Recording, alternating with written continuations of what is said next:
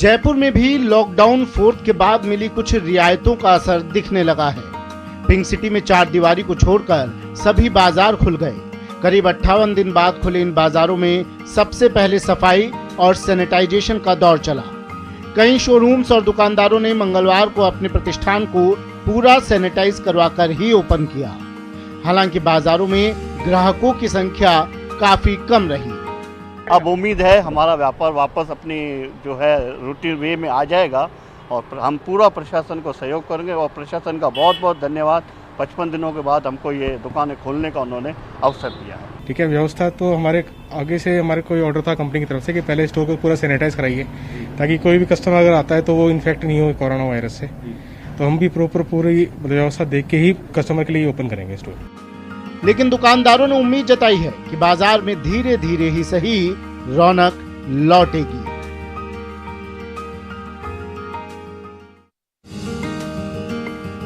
Lockdown 4.0 में राज्य सरकार की नई गाइडलाइन में सैलून, नाई की दुकानों को बड़ी राहत मिली है। घरों में बंद लोग बाल बढ़ने से परेशान हैं। नई गाइडलाइन के बाद भरतपुर में हेयर कटिंग की दुकानें खुल गई। लोग बाल कटवाने के लिए हेयर कटिंग की दुकानों पर पहुंचे। दुकानदारों ने सैनिटाइजर, मास्क और सरकार की गाइडलाइन का पूरे तरीके से पालन किया। 55 दिनों से दुकान तो बंद थी, घर पे बैठे थे। अब ये आधे जारी करें, सैनिटाइजर आते हैं उनसे अपना हाथ धो के और वो कस्टमर का और अपने मुंह पे मास्क लगा के काम करते हैं। हमने अपनी भी दुकानें खोल ली है और हम जो भी उनके निर्देश हैं उनको फॉलो कर रहे हैं। सैनिटाइजर हुए, मास्क हुए, ग्लव्स हुए और साफ सफाई का विशेष ध्यान रखा जा रहा है। सोशल डिस्टेंसिंग का पालन किया जा रहा है। पहले कोरोना से जीती जंग और अब आंगन में आई नन्ही परी। जोधपुर के एमडीएम अस्पताल स्थित कोरोना वार्ड में एक गर्भवती महिला ने एक बच्ची को जन्म दिया है। जालोर की रहने वाली 28 साल की महिला सोरम देवी तमिलनाडु से पति और बच्चों के साथ जालोर पहुंची थी, लेकिन कोरोना जांच में पॉजिटिव पाई गई। जंग लड़ी और कोरोना को हराया। अब इस परिवार में खुशी का पल आया है। पहले पॉजिटिव थी, फिर नेगेटिव आई है। उनको कल ही एक सिजरीन हुआ है और उसकी बच्ची जो डिलीवरी हुई है वो स्वस्थ है और बहुत खुशी की बात है। इस बीच सोरम देवी के पति सायला में क्वारंटीन है, लेकिन एमडीएम से खुशखबरी आने से कोरोना संक्रमण का गम भूल जश्न की तैयारी में जुट गए हैं। इन दिनों तमाम प्रवासी मजदूर स्पेशल ट्रेनों के जरिए घर वापसी कर रहे हैं। असम से खगड़िया के लिए खुली ऐसी ही मजदूर स्पेशल ट्रेन में गर्भवती महिला ने बच्ची को जन्म दिया। जच्चा बच्चा दोनों स्वस्थ हैं। कटिहार रेलवे स्टेशन पर मेडिकल टीम ने मां और बच्चे के स्वास्थ्य की जांच की। इसके बाद ट्रेन के साथ दोनों को खगड़िया के लिए रवाना कर दिया गया। तुरंत आके गाड़ी पे चढ़ा और तुरंत मैं रेलवे स्टेशन आई तो बेबी डिलीवर हो चुका था। प्लासेंटा निकाला गया हमारे जच्चा द्वारा और जच्चा और बच्चा दोनों ही सही सलामत है।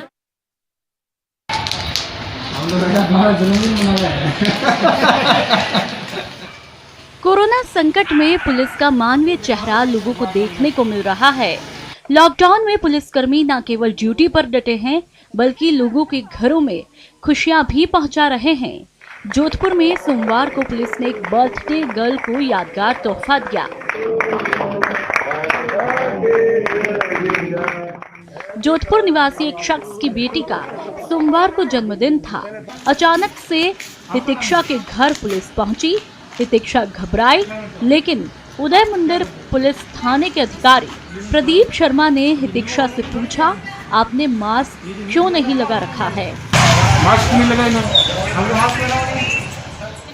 हितिक्षा सोच में पड़ गई, लेकिन पुलिस अधिकारी ने कहा कि वो बर्थडे मनाने आए हैं। ये सुनकर हितिक्षा की आंखें नम हो गई। तो मतलब हमारे जो थाना अधिकारी सर है उनको पता चला तो उन्होंने एक बहुत खतरनाक सरप्राइज दिया। वो आए थे अपनी टीम के साथ में, केक लेके आए। उन्होंने बहुत अच्छे से सेलिब्रेट किया और मेरे 18th बर्थडे को और मेमोरेबल बना दिया और थैंक यू सो मच। आज मुझे जैसे ही पता चला कि मेरे एक अजीज साथी कि बच्ची का जन्मदिन है, बातों में पता चला, तो हमने उनको बिना सूचित किए चुपचाप ये उसका जन्मदिन मनाने के लिए हम घर पे आए हैं। हितिक्षा अपने 18वें बर्थडे को कभी नहीं भूलेंगी, क्योंकि इस दिन उन्हें ऐसा सरप्राइज गिफ्ट मिला जिसकी उम्मीद नहीं थी। जोधपुर पुलिस के मानवीय रूप की बहुत तारीफ की जा रही है।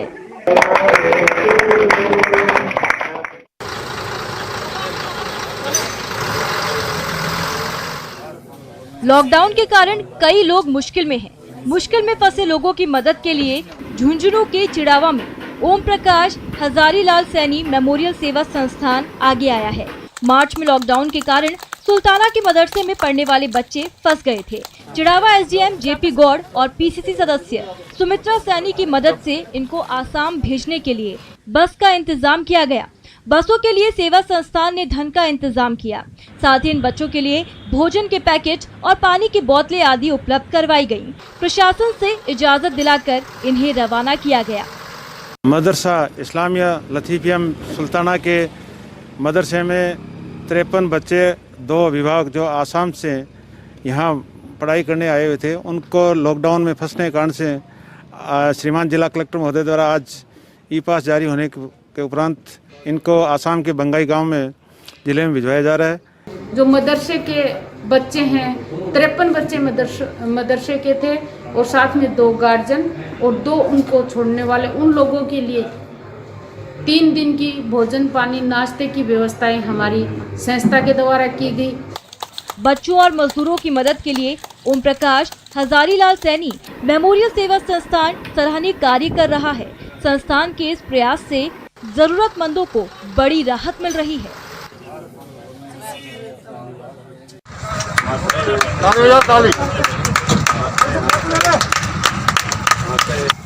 भरतपुर में कोरोना को मात देने वाली महिला नर्स का भव्य स्वागत किया गया। एसएमएस के अधीनस्थ सांगानेर चिकित्सालय में कार्यरत ममता गुप्ता बीमारों की सेवा करते करते खुद कोरोना पॉजिटिव हो गई थी। भरतपुर के जुरहरा की निवासी ममता गुप्ता का 12 मई को जयपुर में कोरोना सैंपल लिया गया था, जो कि पॉजिटिव पाया गया। उनका एसएमएस में इलाज किया गया। जब वो स्वस्थ होकर जयपुर से कामा में पहुंची तो खंडेलवाल समाज ने पुष्प वर्षा और प्रतीक चिन्ह भेंट करके जोरदार स्वागत किया। यही कहना चाहती हूँ, सोशल डिस्टेंसिंग रखिए और सबको बजाय किसी को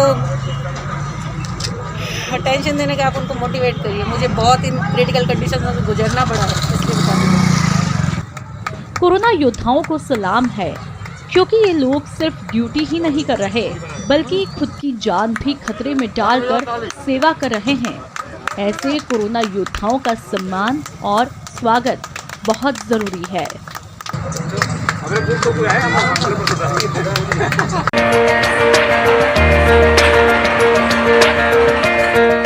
कोरोना कर्मवीर संक्रमण के खतरों के बीच ड्यूटी कर रहे हैं। ऐसे कोरोना योद्धाओं को दुरुस्त रखने के लिए आयुर्वेद विभाग ने अनूठा कार्य शुरू किया है। उदयपुर के आयुर्वेद विभाग ने अमृत धारा का निर्माण किया है। इसे कोरोना योद्धाओं को बांटा जाएगा।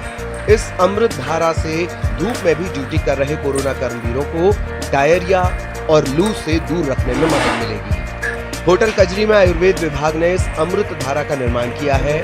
आयुर्वेद विभाग ने 9070 लोगों की लिस्ट तैयार की, जिन्हें ये अमृत धारा वितरित की जाएगी। आंगनबाड़ी के कार्यकर्ता है और जितने भी प्रशासन में जो आदमी इसमें रात दिन लग रहे हैं, उनको भी गर्मी में धूप भी लग जाए, उसको दस्त भी लग जाए, उल्टी नहीं हो, उसको बचने के लिए और विभाग द्वारा उदयपुर द्वारा एक कार्यक्रम किया जा रहा है। अमृत धारा बनाई जा रही है। आज अमृत धारा हमने सेल्फ निर्माण की है और उसको पैकिंग की जा रही है। आयुर्वेद विभाग के कर्मचारियों की ओर से अमृत धारा बनाने और पैकिंग के दौरान पूरी सावधानी बरती जा रही है। ये सभी कर्मचारी फेस मास्क, शील्ड, मास्क और ग्लव्स पहनकर ही इसका निर्माण कर रहे हैं, जिससे संक्रमण फैलने का खतरा न रहे।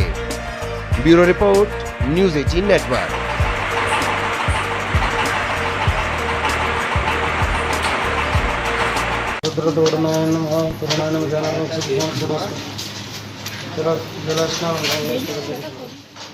ना ढोल, ना नगाड़ा, ना कोई दिखावा। ये शादी कोरोना काल वाली है। ये शादी लॉकडाउन वाली है। ये शादी सादगी वाली है। ये शादी अनोखी है। हम समगस्टेक दंतस्य कपिलभूतिकरण का लंबोदरस्य विकटो विघ्ननाशो विनायक। जी हाँ, लॉकडाउन के बीच एक सरल और साधारण शादी सभी के आकर्षण का केंद्र बनी। हरियाणा का दूल्हा जब बारात लेकर अजमेर के भजनगंज इलाके में पहुंचा, तो किसी को पता ही नहीं चला कि आखिर दुल्हन किस घर से है, क्योंकि घर पर कोई साज सजावट नहीं की गई थी। वही गाइडलाइन का भी पूरा पालन किया गया। दोनों परिवारों की ओर से 5-5 लोग शादी में शामिल हुए। बेहद शांत और सुकून भरे माहौल में शादी की सारी रस्में अदा की गई। मेरे फैमिली मेंबर्स और नेबर्स, पेरेंट्स सब बहुत खुश हैं। हमें उनका आशीर्वाद मिल रहा है, इससे बड़ी बात हमारे लिए क्या हो सकती है। हाँ जी, बिल्कुल खुश हैं और इनफैक्ट ये समाज के लिए एक एग्जाम्पल पेश करेगा। बहरहाल पल्लवी और मनप्रीत ने न सिर्फ इस शादी से समाज को नया संदेश दिया है, बल्कि शादी में हो रहे फिजूल खर्च का भी विरोध किया है।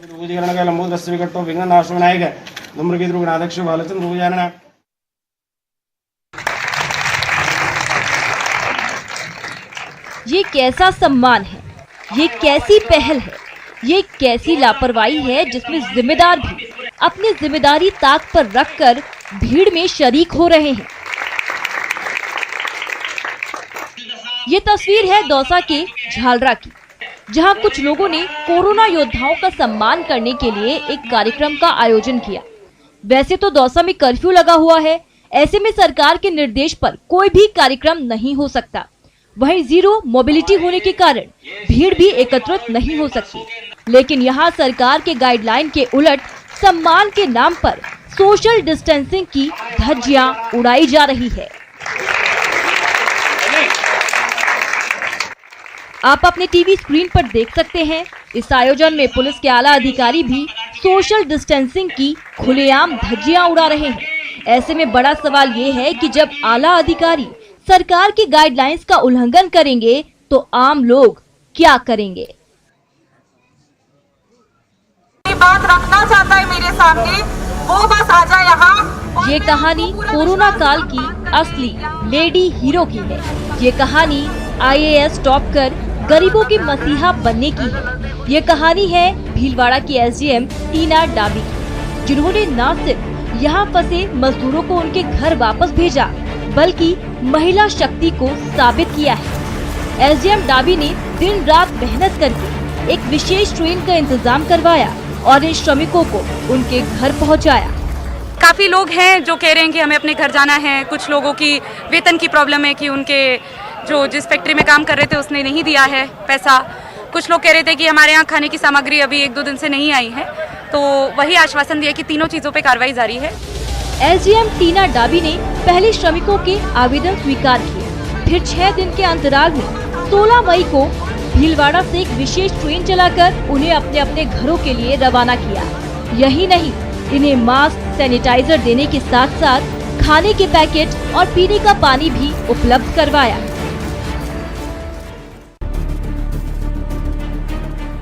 भेड़ बकरी की तरह ट्रकों में ठूंस कर भरे गए ये श्रमिक दिल्ली से पूर्णिया जा रहे हैं। एक मजदूर से ट्रक वाले ने 2200 रुपए भाड़ा लिया है, लेकिन पूर्णिया से पहले अररिया में ये ठहर गए हैं। ट्रक ड्राइवर आगे जाने को तैयार नहीं है और ये श्रमिक अपनी मजबूरी का रोना रो रो कर ट्रक ड्राइवर से विनती कर रहे हैं कि उन्हें पूर्णिया तक पहुंचा दे, क्योंकि अब आगे जाने के लिए उनके पास पैसे नहीं बचे हैं। बहुत मजबूरी से आ रहे हैं। ठीक है सर, पैसे कोई नहीं था, मजबूरी से घर से कर्जा वर्जा दे के जैसे भी लेके मंगवाए सर घर जाने के लिए। अब यहाँ से हम लोग को डायरेक्ट पूर्णिया छोड़ दे, वहाँ से हम साधन काम करते थे वहाँ दिल्ली, वही बेलदारी सर।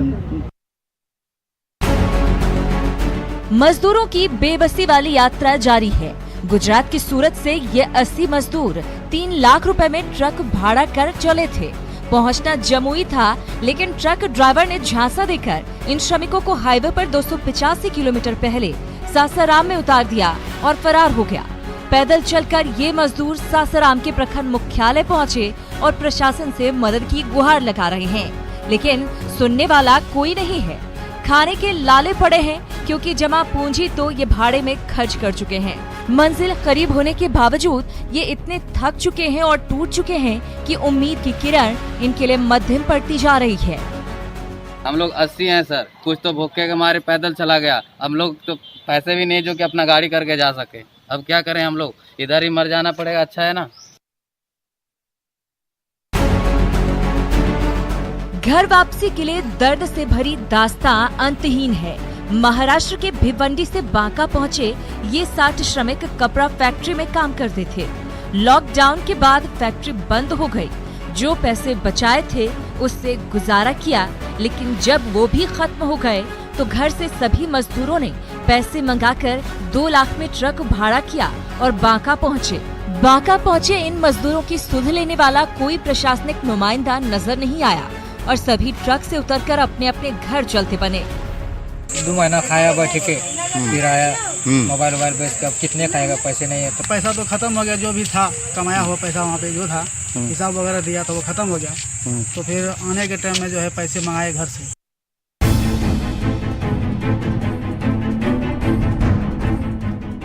एक तरफ मजदूर घर जाने के लिए भागा भागी कर रहे हैं तो दूसरी तरफ कैमूर की ये तस्वीर सुकून देने वाली है। यहाँ के ईंट भट्ठे में काम करने वाले झारखंड के सैकड़ों मजदूर अपने काम में जुटे हुए हैं।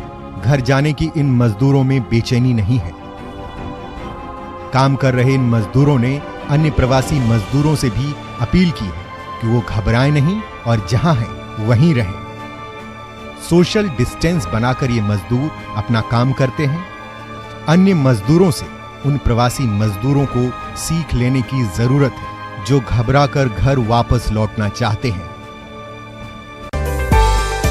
कोरोना से जारी जंग के बीच औरंगाबाद के युवा वैज्ञानिक विनीत ने हाइड्रोलिक प्रेशर के सिद्धांत पर खास तरह के छाते का आविष्कार कर दिखाया है। जब भी कोई व्यक्ति छाते को खोलेगा तब सैनिटाइजर पर दबाव पड़ेगा और ऊपरी हिस्सा सैनिटाइज हो जाएगा।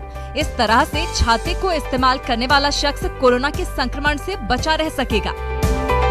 बाजार में सामान्य छाते की कीमत 1 से 300 रुपए तक है, जबकि इस विशेष छाते की कीमत महज 200 रुपए है।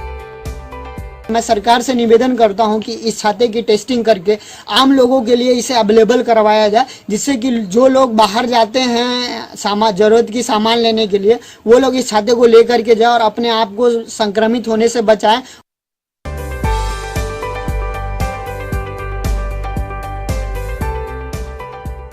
मुंगेर की सड़कों पर रंगोली बना रहे ये बच्चे स्काउट गाइड से हैं। सड़कों और दीवार पर रंगोली बनाकर ये लोगों को जागरूक कर रहे हैं। कोरोना महामारी से बचने और लड़ने के उपाय ये रंगोली के जरिए जनता तक पहुंचा रहे हैं। स्थानीय लोग बच्चों के इस कार्य की सराहना कर रहे हैं और उन्हें लगातार प्रोत्साहित भी किया जा रहा है।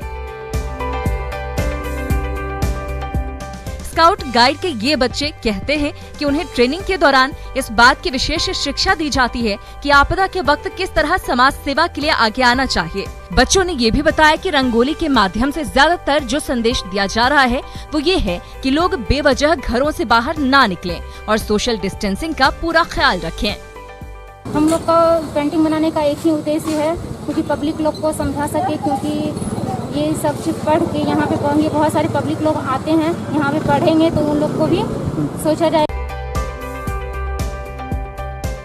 कोरोना काल में केंद्र सरकार से मिले विशेष आर्थिक पैकेज के जरिए देवघर में हर्बल खेती को बढ़ावा मिलने की उम्मीद बढ़ गई है। दरअसल देवघर के त्रिकूट पहाड़ के साथ साथ आसपास के इलाके में कई दुर्लभ जड़ी बूटियों का विशाल भंडार पड़ा है।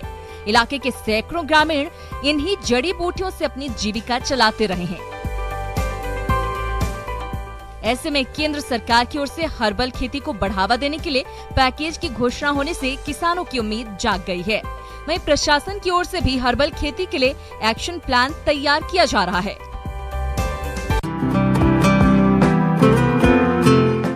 कोरोना को हराना है तो फेस मास्क जरूरी है। भले ही इंसान इस बात को ना समझ रहा हो, लेकिन जो बात इंसानों को समझ में नहीं आ रही वो इन जानवरों को आ गई है। तभी तो इन सारे बैलों ने मुंह पर मास्क लगाया है। क्योंकि हमें हमारी जान की सुरक्षा तो करना ही करना, साथ में हमारे बैलों की जान की सुरक्षा भी करना। जो हमारी खेती के अन्नदाता तो हमारे बैल है, जो हमारी खेती को हाँकते हैं, बोते हैं और हमको अन्नदाता। आज उनको अगर ये बीमारी लग गई तो ये हमारा होगा क्या। ये मामला है सीहोर जिले के गांव चंदेरी का, जहां न केवल बैलों के मुंह पर मास्क लगाया है बल्कि बकायदा सोशल डिस्टेंसिंग का पालन भी कराया जा रहा है।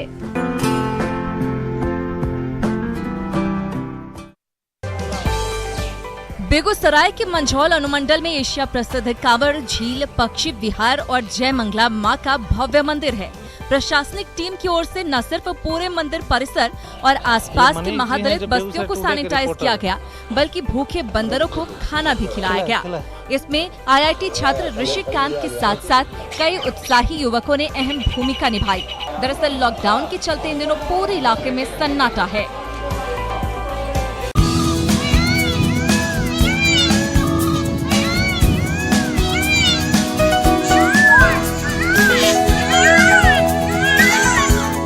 देख लीजिए, ट्रैफिक जाम है, ना कोई आ सकता है ना कोई जा सकता है।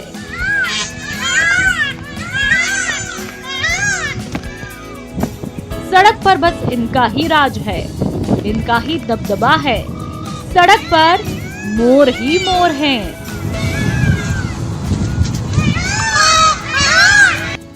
एक दो नहीं, इतने की गिनना भी मुश्किल। सब मस्त हैं, आजादी मना रहे हैं।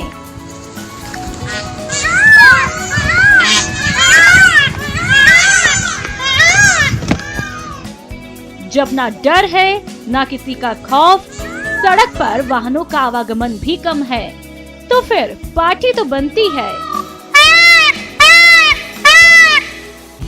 देखते ही देखते सड़क पर मोरों का जमावड़ा लग गया और सड़क पर इतने मोर आ गए कि ट्रैफिक ही जाम हो गया। इसी के साथ हमारी खास पेशकश में बस इतना ही। नमस्कार।